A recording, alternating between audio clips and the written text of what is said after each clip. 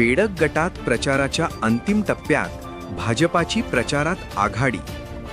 प्रचारासाठी आता काही कालावधी राहिला असून बेडग गटात भारतीय जनता पार्टीने प्रचाराचा धुराळा उडवला आहे.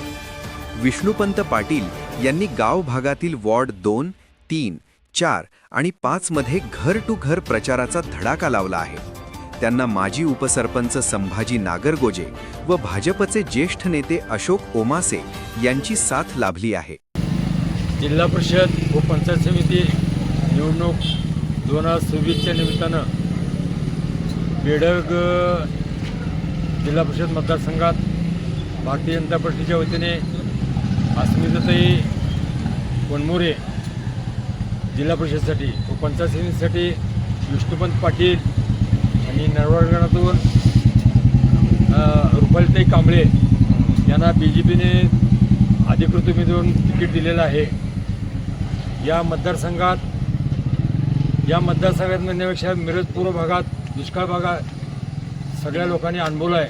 पण गेल्या 15 ते 20 वर्षात BJPच्या माध्यमातून कार्यसम्राट आमदार सुरेशभाऊ खाडेच्या माध्यमातून इतका विकास म्हणण्यापेक्षा आम्ही 50 वर्ष राजकारणात आहे. पण मुरमाच्या 4 पाट्या टाकायच्या म्हटलं तर प्रत्येकाच्या तोंडाकडे बघायची वेळ होती.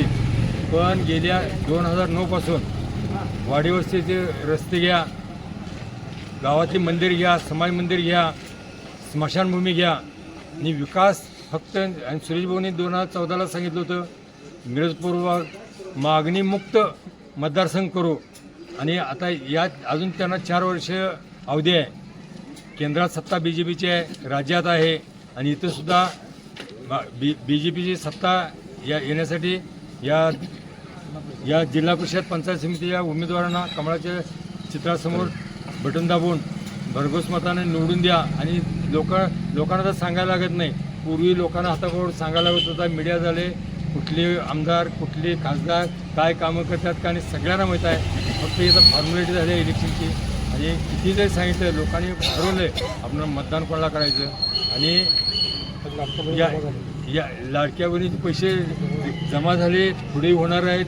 तरी देखील या मतदारसंघातले 4 जे सरपंच आहेत त्यांनी आतोनात कामं केल्यात. पुढेही कामं होणार आहेत. आणि लोकांना सांगायला लागत नाहीत. इथली लोक सुज्ञ आहेत. आणि 7 तारखेला इलेक्शन आहे.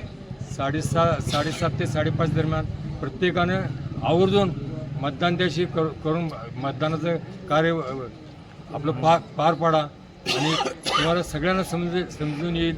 9 तारखेला ज्यावेळेला मतपेट्या उघडतील त्यावेळेला आमचे 3 उमेदवार भरघोस मताने निवडून आले असतील. वेळेस मी 100% ग्वाही देतो. आणि सगळ्यांनी कमळ लक्षात ठेवून